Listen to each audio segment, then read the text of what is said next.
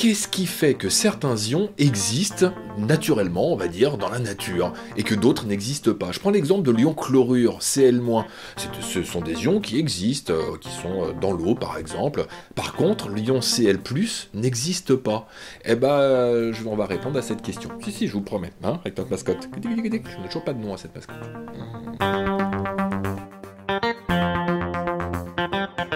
On va parler de stabilité des entités chimiques, ici des atomes ou des ions. Qu'est-ce qui fait qu'un atome ou un ion est stable? Stable, c'est-à-dire qui existe suffisamment longtemps, sans être perturbé, qui est tranquille, qui est pépère. Eh bien, on va regarder ce qu'on appelle la couche électronique de valence. Il faut que cette couche soit pleine. Ah, quand j'ai dit ça, je suis sûr que vous me dites, ouais, mais moi j'ai rien compris. Bah, c'est pour ça que vous êtes là, ça tombe bien, et moi aussi. Alors, je vais vous expliquer, je vais essayer de faire simple. Prenons l'exemple de l'atome de lithium. L'atome de lithium a pour numéro atomique 3, c'est-à-dire qu'il a 3 protons. Si c'est pas clair tout ça, la configuration des atomes, tout ça, vous allez voir la petite vidéo qui se trouve là-haut. 3 protons. C'est un atome, autant de protons que d'électrons, parce qu'il est électriquement neutre. Dans ce cas-là, ça veut dire qu'il a 3 électrons autour de lui. Ces 3 électrons vont se placer sur des couches. Vous avez la couche 1, puis après la couche 2, puis après la couche 3, et ainsi de suite. Et pour chaque couche, vous avez des sous-couches. La première couche contient une sous-couche, c'est la S. La deuxième couche contient 2 sous-couches, S et P, et ainsi de suite. Et dans chaque sous-couche, vous avez un nombre maximum d'électrons. Pourquoi? Parce que sinon, il n'y a pas assez de place. Voilà, donc il n'y a pas assez de place. Donc, par exemple, pour le lithium, eh bien, on va commencer avec la première couche, la couche 1, qui contient une sous-couche, ici la S, et on va placer 2 électrons, parce que c'est le maximum qu'on puisse placer sur cette sous-couche. Je continue avec la couche suivante, c'est la couche 2, sous-couche S, et il me reste un électron à placer, j'arrive ici, et j'ai donc un électron sur cette sous-couche. Encore une fois, toutes ces histoires de configuration électronique, j'ai fait une vidéo, vous pourrez aller cliquer pour vous entraîner. Combien y a-t-il d'électrons sur la couche de valence? La couche de valence, c'est la couche, la dernière couche qui est remplie. Je parle bien de couches, hein, 1, 2, 3, etc. La dernière couche remplie ici, c'est la couche numéro 2. Combien y a-t-il d'électrons? Il y en a 1. Ça veut dire qu'on a un électron sur la couche de valence. Alors la nature, les expériences nous ont montré que les éléments chimiques stables sont ceux qui ont leur couche de valence pleine. Pleine, ça veut dire quoi? Je me mets à côté. La couche 1 contient une sous-couche qui est la S. La S contient 2 électrons au maximum. La couche 2 contient une sous-couche S, 2 électrons, et une sous-couche P qui contient au maximum 6 électrons. Idem pour la 3, même s'il y a une petite particularité pour ceux qui sont en classe prépa, etc. etc. Vous savez qu'il y a la couche 3D avec les éléments de transition, mais on n'en parle pas ici, on va s'arrêter à ce niveau-là. Donc au total, vous avez 8 électrons au maximum sur la couche 2, 8 électrons au maximum sur la couche 3 et 2 électrons au maximum sur la couche 1. Lorsque vous avez donc ces couches qui sont remplies, eh bien dans ce cas-là, vous avez l'élément chimique qui est stable. On regarde pour le lithium. Le lithium, regardez, donc lui il a un électron sur sa couche numéro 2, pas stable. Donc l'atome de lithium n'existe pas, enfin n'existe pas, si, il peut exister, mais hop, il va vite se transformer en autre chose, c'est-à-dire un ion, pour pouvoir être stable. Qu'est-ce qu'il peut faire pour avoir sa couche remplie? Eh bien, soit on lui rajoute cet électron, c'est-à-dire que ça devient ici un 2s2 2p6, donc soit je lui rajoute, pas à la main, mais imaginez, expérience de pensée, vous rajoutez les électrons, d'accord? Donc dans ce cas-là, vous avez un ion lithium qui serait Li. Et Li quoi? Vous avez rajouté 7 électrons en plus, donc c'est-à-dire qu'il va être chargé 7-. Li 7-. Ou bien il y a quelque chose de un petit peu plus simple, entre guillemets, c'est-à-dire regardez ce que je fais là, regardez, hop là, j'enlève l'électron qui se trouve sur la couche numéro 2. Et si j'enlève l'électron sur la couche numéro 2, qu'est-ce qui se passe? Eh bien, ici, j'ai la couche 1 qui est pleine, c'est bien la dernière couche remplie. Donc ça, c'est ce qui va se passer. C'est-à-dire que je vais enlever un électron, c'est plus facile que d'en rajouter 7, et dans ce cas-là, qu'est-ce que je vais avoir comme ion? Alors regardez, je le remarque ici, avec un ion qui aurait un S2 en configuration électronique, j'ai enlevé un électron, dans ce cas-là, le lithium devient un ion chargé positivement, parce que j'enlève une charge négative, l'électron, et donc il devient Li+. Voilà, cet ion-là existe dans la nature, elle va exister dans le sens où il est stable, c'est-à-dire que je peux l'avoir par exemple en solution aqueuse, eh bien ça marchera, il va rester stable. Pourquoi? Parce que sa couche externe est pleine. Vous avez compris? Attendez. Pour savoir si vous avez compris, il faut en refaire d'autres. Allez, je vous en propose un deuxième, et après je vous en donnerai 3 à faire par vous-même. Je vous donnerai la réponse après, rassurez-vous.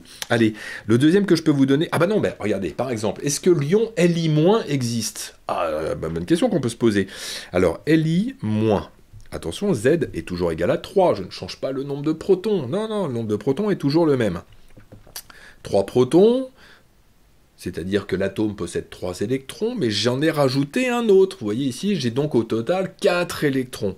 Je les place sur les couches, ici électroniques. 1s, 2, 2s, 2. J'ai bien les 4 électrons contenus dans cet ion.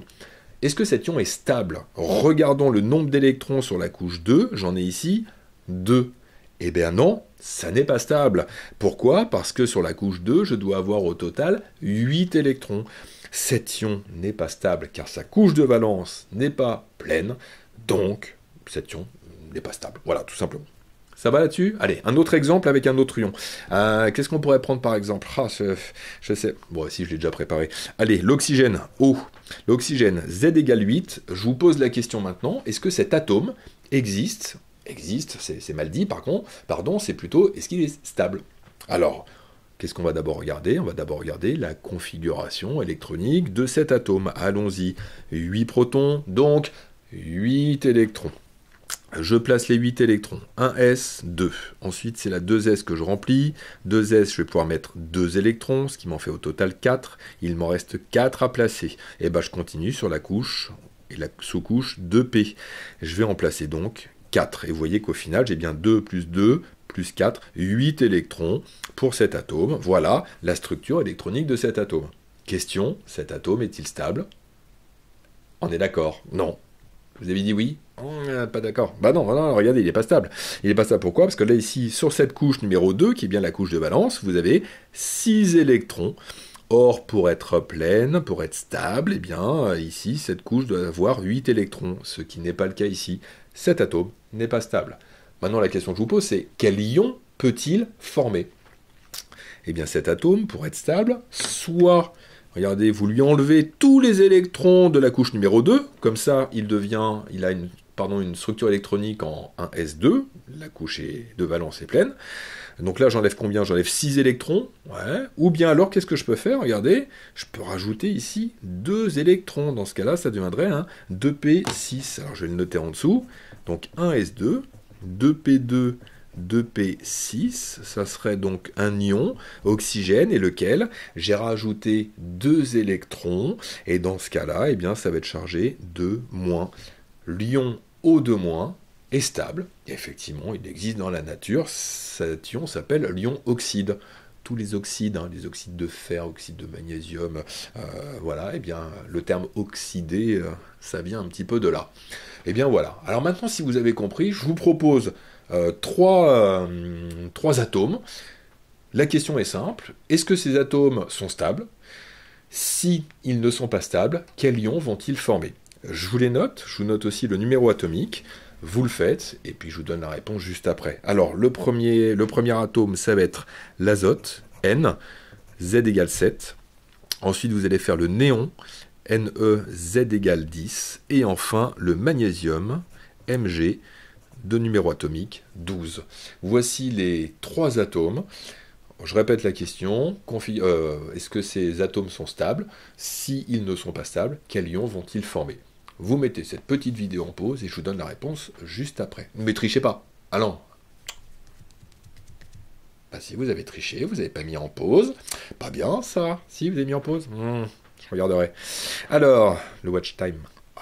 Le terme de youtubeur. Alors, allons-y, on regarde tout ça. Configuration électronique de l'azote. 7 protons, donc 7 électrons pour l'atome. 1s2, 2s2, 2p3. 5 électrons sur la couche numéro 2, donc cet atome n'est pas stable, il lui en faudrait 8 pour en avoir 8. Je vais donc rajouter 3 électrons, et donc il va former l'ion N 3-. On appelle cet ion l'ion nitrure. Ensuite, pour le néon, 1s2, 2s2, 2p6, 6 plus 2, 8 plus 2, 10. Ah bah cet atome existe, l'atome de néon existe, est stable, donc il ne forme pas d'ion. Bah non, il va pas former d'ion lui, bah non, il est pépère lui, il est tranquille. L'atome de néon il adore, parce qu'il a déjà ses électrons autour de lui, sa couche 2 est stable, donc le néon est un atome qui va pas réagir avec d'autres espèces chimiques. Il va être inerte chimiquement, et ça c'est quelque chose qui est assez important pour les chimistes. Et enfin le magnésium. Magnésium, 1s2, 2s2, 2p6. Et il me reste encore 2 électrons à placer. 3s, 2. Est-ce que cet atome est stable ? Non, il n'est pas stable. Non. La dernière couche remplie, c'est la couche 3. Oui, la sous-couche est remplie, parce que certains vous faites l'erreur, vous me dites oui, mais la sous-couche, oui, elle est remplie, mais c'est pas la sous-couche qui nous intéresse. Nous, ce qui nous intéresse, c'est la couche dans son intégralité, c'est-à-dire la 3s2, 3p6. Donc ici, elle n'est pas pleine, donc cet atome n'est pas stable. Il va se transformer, s'il le peut, en un ion. Alors quoi faire ? Bah soit je rajoute 6 électrons sur la sous-couche 3p, dans ce cas-là, ça ferait un Mg6-, ou alors, c'est peut-être plus simple, j'enlève seulement 2 électrons. Je vais toujours au plus simple, entre guillemets, d'accord ? Si j'en rajoute 6 ou si je peux en enlever 2, j'en enlève 2, d'accord ? Là où il y a le moins d'électrons à échanger. J'enlève ces 2 électrons, j'ai une structure en 1s2, 2s2, 2p6, et dans ce cas-là, j'ai l'ion Mg, j'ai enlevé 2 électrons négatifs, donc ça veut dire que ce qu'il me reste est 2 fois chargé positivement. C'est l'ion magnésium, Mg2+, un ion qu'on retrouve dans les eaux minérales par exemple. Alors c'est tout bon, vous avez tout compris, c'est magnifique, ça me fait plaisir, n'hésitez pas, voilà les et puis si vous n'avez rien compris... Très bien, vous regardez la vidéo, d'accord ? Vous regardez celle-là, peut-être que vous allez aimer, ça c'est bien aussi, n'hésitez pas, voilà. Et puis quel est le nom que l'on va donner à cette petite mascotte, Regardez, elle est mignonne. C'est ridicule.